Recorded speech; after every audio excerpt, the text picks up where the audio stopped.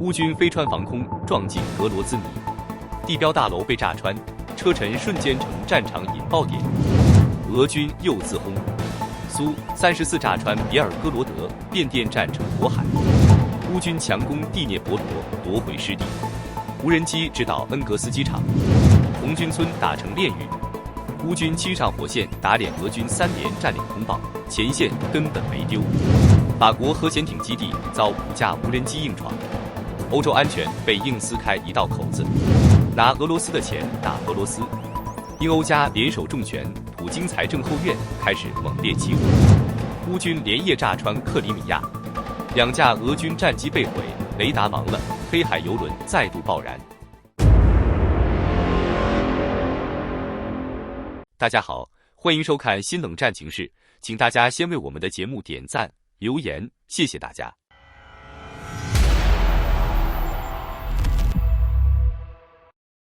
这2天俄乌战场最炸裂的消息，就是乌克兰居然把轮道打到车臣本土去了，而且还不是小打小闹，是往格罗兹尼的天际线上直接开火。12月5号深夜，乌军的远程无人机一路狂飙1000多公里，硬生生飞到车臣首府头上。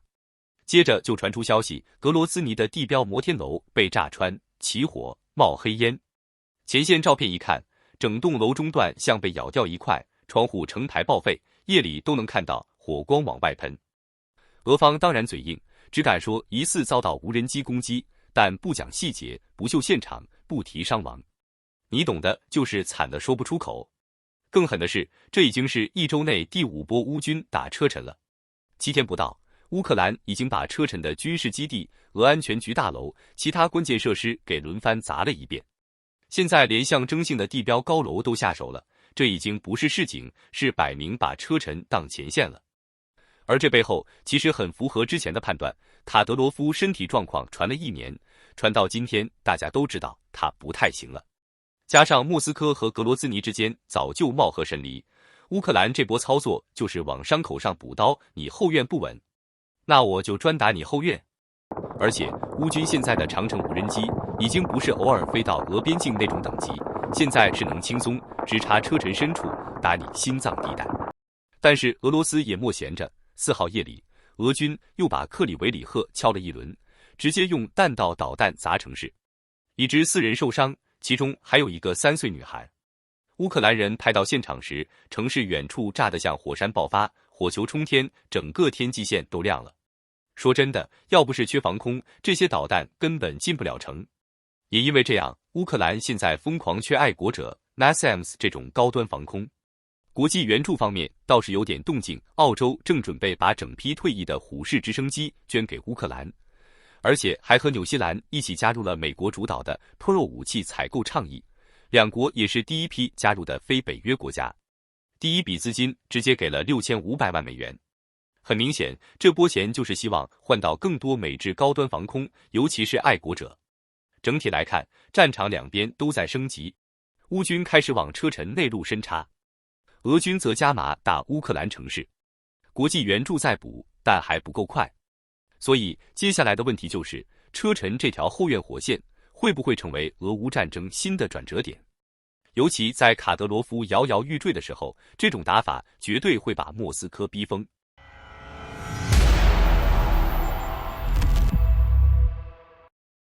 俄军又炸自己了，而且还是熟悉的地方别尔哥罗德。这次不是什么子弹走火，而是直接往自己境内扔了一颗1000磅炸弹，把整个变电站炸到跳电一片黑。根据接近克里姆林宫的媒体 Mesh 的消息，12月7日深夜，一架俄军苏34战斗机又意外开火，丢下一枚制导炸弹。结果呢？没飞到前线，直接砸在别尔哥罗德变电站旁边，附近卡车被炸成废铁，2栋大楼窗户被掀飞，整个城市响了好几次巨爆声。前线流出的影片里，消防车、救护车狂奔进市区，一幅战场景象。但俄罗斯官媒依旧打太极。州长格拉德科夫跳出来说，不明弹药来袭，就是死不承认是自己飞机丢的。唯一承认的只有已经有人被爆炸气浪炸伤，而伤者是俄军自己的老百姓。乌克兰方面也直接吐槽，这不是我们的，是你们自己炸的。而且这还是半个月里第二次别尔哥罗德被俄军自家导弹打中。上次是在11月底，俄军防空拦截时又失手，导弹直接对进杜博维的公寓楼。整场俄乌战争打到现在，俄军误炸自家目标的记录几乎能做成收藏册。莫斯科住宅楼被自家导弹点名，公交车被击中，边境村庄整片遭误袭。而别尔哥罗德因为是边境要塞，更像是被自家火力包月服务，每隔几天就能听到俄军再次友军火力支援的消息。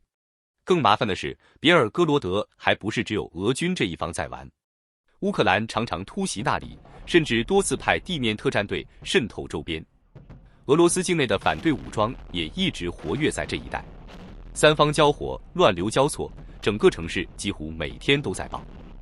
而在国际方面，挪威今天也正式表态，追加从德国购入2艘212CD 潜艇，造价40亿欧元，再买射程500公里以上的远程火箭炮16亿欧元。挪威官员说得很直白，就是针对俄罗斯来的。俄乌战争让整个欧洲提前进入冷战 2.0 模式，大家都在扩军，而莫斯科的威胁正在逼所有邻国重机上装备。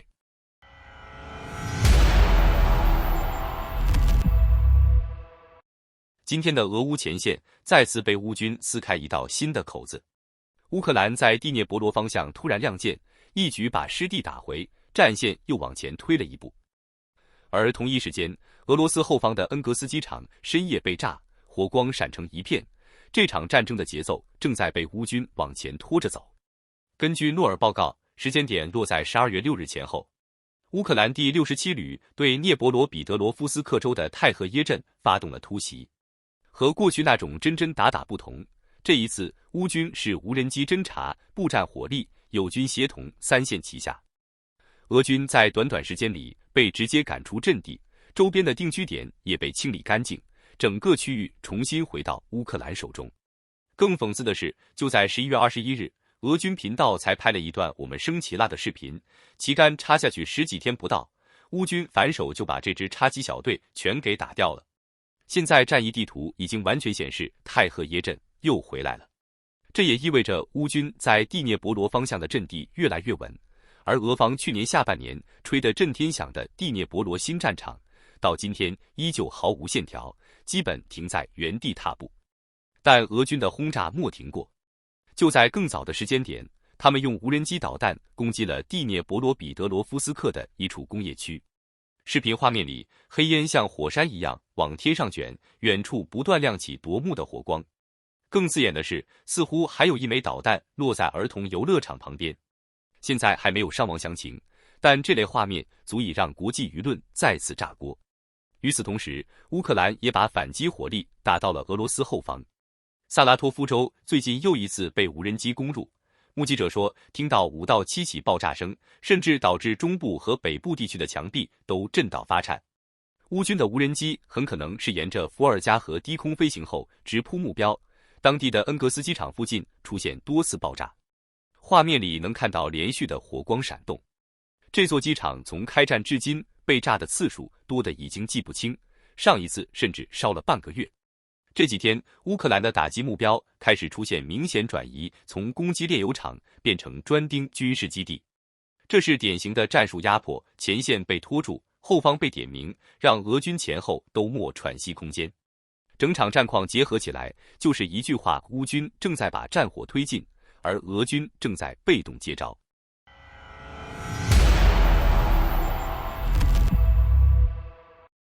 俄乌前线今天又炸锅了，俄军这几天疯狂喊红军村被我们攻下了，结果乌军前线指挥官直接站出来，根本没这回事。根据 RBC 新闻，乌克兰第7军军长拉希丘克准将接受采访时说得非常硬，红军村北部乌军完全掌控，接触线还卡在铁路上，俄军根本莫能突破。而且乌军的人不仅在北边，市中心也有驻守部队，正面顶住俄军推进。战斗昼夜不停，但阵地还在，防线莫崩，一寸莫让。至于俄军那些我们已经占领红军村的通告，乌军直接开喷，俄军已经第3次宣布占领同一个地方，但从来没有真正打下来。乌克兰总司令瑟尔斯基也站出来背书，红军村北部仍在乌军控制之下，这是基本盖棺了。不过话说回来，这并不代表那边安全轻松，现场局势依旧非常紧绷，俄军还在增加攻击频率，试图从红军村外圈的小定居点迂回，想往乌军纵深钻。乌军一边阻击，一边稳住后勤通道。红军村这块地现在就是针尖对麦芒的死斗。再看顿涅茨克方向，乌克兰第8特种营直接抓到俄军一个渗透小组，俄军趁恶劣天气搞偷袭，被乌军提前锁定位置，乌特种兵冲进去，直接把2个俄军小组连窝端了，还顺便缴到一堆无线电设备。俄军这波渗透再次失败。天气这几天确实对无人机影响很大，乌军空中侦察受限，所以空军开始更多介入支援。值得注意的是，一架乌军 F-16AM 被拍到挂载 LAO-131A 火箭发射器，这代表乌军 F-16已经能发射 OPCOS-2 精确制导火箭了。换句话说，乌军空军的地攻火力现在正式升级。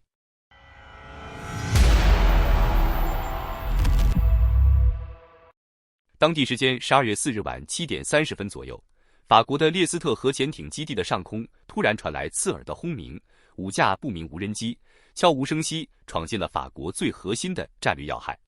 随即，整个欧洲外交圈像被扔进了滚烫油锅，炸开了。根据法新社，法国海军反应极快，防空系统紧急启动，在朗格岛外围直接开火。法国海军随后对外证实，他们动用了 Nirod F5 电子压制系统，成功摧毁所有无人机，但没有找到任何残骸上的有效线索，更没有锁定操作者。也就是说，有人对法国的核心脏开了枪，但至今连枪手影子都没抓到。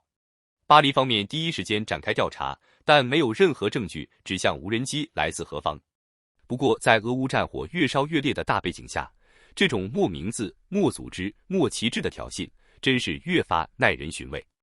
尤其是这一年，俄军无人机多次越界飞入北约周边领空，波罗的海沿岸还屡屡传出俄国潜艇的水下噪音。莫斯科嘴上否认，但欧洲情报界心知肚明，欧洲和俄罗斯正在进入一种既不是战争，也绝非和平的长期对峙。而法国的角色更加特殊。《费加罗报》评论得很直接，法国不是普通欧洲国家，它有独立核力量，有自己一套不看华盛顿脸色的情报系统。整个欧盟的底气有一半是写在法国的核弹头里。就在前不久，巴黎还公开重申，如果欧洲需要，我们可以提供核保护伞。换句话说，法国这次被无人机摸到家门口，不只是法国的事，更是整个欧洲安全架构的一次警钟。更刺激的是，这并不是欧洲最近唯一一次出现的神秘无人机威胁。爱尔兰时报也曝光，泽连斯基前往都柏林访问时，竟然有4架不明无人机在他预定航线附近游走。最终，乌克兰专机被迫提前降落避险。爱尔兰方面怀疑无人机可能是从公海船只上发射的，但调查到现在一样没有抓到操控者。欧洲媒体的态度已经很一致，如果欧洲继续沉睡，这种事情只会越来越多。无人机正在变成新的渗透战武器，谁都能用，哪里都能飞，而且永远找不到主人。但也有一丝转机。德国之声指出，乌克兰在反无人机作战上的经验已经比欧洲任何国家都成熟。他们从前线打到城市，从阵地防空打到电磁压制，几乎把所有战术都试过了。欧洲若要打造新的防务体系，乌克兰不再是单方面的受援者，而是欧洲未来防御体系里最关键的知识库。战争正在改变欧洲，而无人机事件正在逼着整个大陆加速觉醒。法国核潜艇基地被闯入，不只是情报漏洞，更像是有人在欧洲的天花板上敲了3级重锤，这不是练习，这是未来战争提前到来。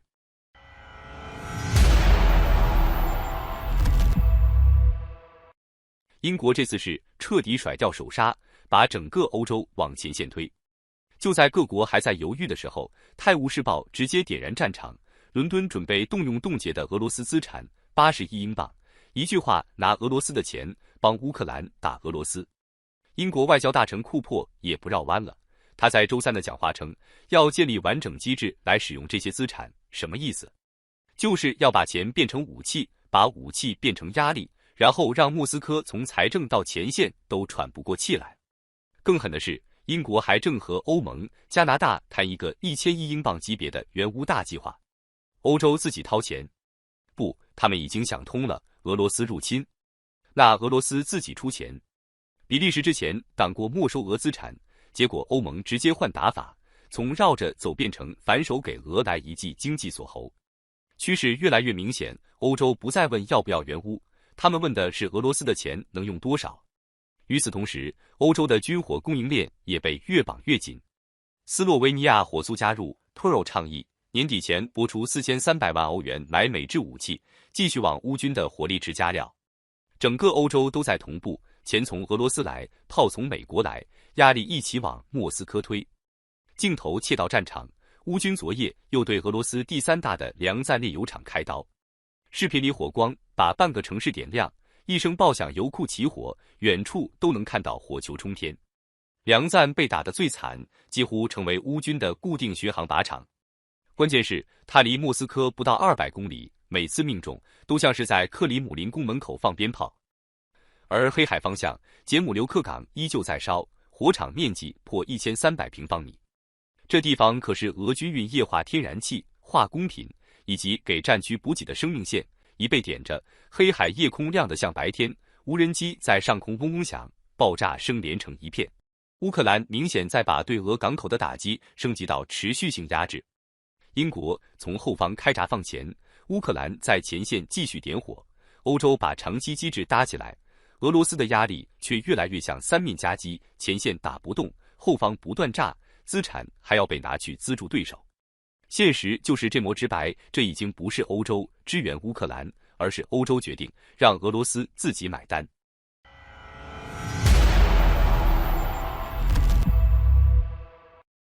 乌克兰这2天在黑海与克里米亚简直是连环开大招，安全局、情报总局2家直接打起谁先把俄军打吐血的内部 PK， 各自都摧毁了一架俄罗斯战机，把克里米亚后方炸得像是在验火警系统。先是12月4日，乌克兰情报总局的特战部队 Primary 悄悄渗透到克里米亚北端的卡恰机场，夜视画面一亮，整个跑道边上火光直冒，俄军的一架米格29直接被打成烧烤架。这地方可是俄罗斯空军在克里米亚的重要据点，结果就这么被点着了。接着，新菲罗波尔附近的一套俄尔齐斯 SKU 雷达系统也被敲掉，等于是把俄军的一块眼睛给打瞎了。同一时间，乌克兰安全局 SBU 也不甘示弱，公布了自己的连续战果。2周内，在克里米亚摧毁8个俄军目标，包括一架苏24前线轰炸机、一个雷达站、一架猎户座大型攻击无人机。所以现在克里米亚上空的情况是 GERM、SBU 2家像在比赛谁炸的比较多。而且这2种战机乌克兰自己也有，只是都被西方偷偷改成加强版。米格29专门去前线偷打俄军阵地，苏24负责挂上英国的风暴阴影巡航导弹，飞起来就是俄军后方，你好，我来了。但克里米亚还没烧完，俄罗斯本土也开始起火。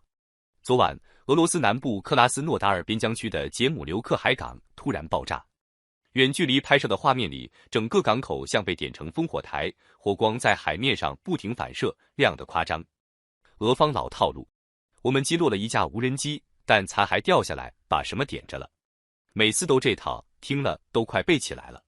但这波其实不是单点事件，乌军最近在黑海一带的攻势非常密，港口、基地、油轮、影子舰队能炸的全都炸。华尔街日报统计，乌克兰可能已经炸掉了10几艘俄罗斯影子舰队的油轮，其中最狠的一次就是11月28日，直接把一艘挂土耳其旗的油轮给送上去。根据海事新闻网分析，影子舰队被炸到受不了后，黑海船舶保险费率暴涨，这等于直接从俄罗斯石油利润上割肉。俄罗斯虽然还撑着，但那张靠影子舰队绕制裁输油的底牌，现在已经被乌克兰打到裂开。整个战局放在一起看，只有一句话：乌克兰正在黑海与克里米亚打出一种前所未有的渗透火力，俄军后勤正被一刀一刀削掉。好的，感谢您一口气看到最后了，这是对我们最大的鼓励和支持。要看最全面、最及时准确的战场热点报道更新，就请每日锁定新冷战情势。如果您喜欢我们的节目，也请您点赞、留言、订阅，把视频分享出去，让更多的人看到这个节目。想要赞助我们的朋友，可以打开超级感谢打赏赞助，帮助我们能持续做出更多好节目。谢谢大家。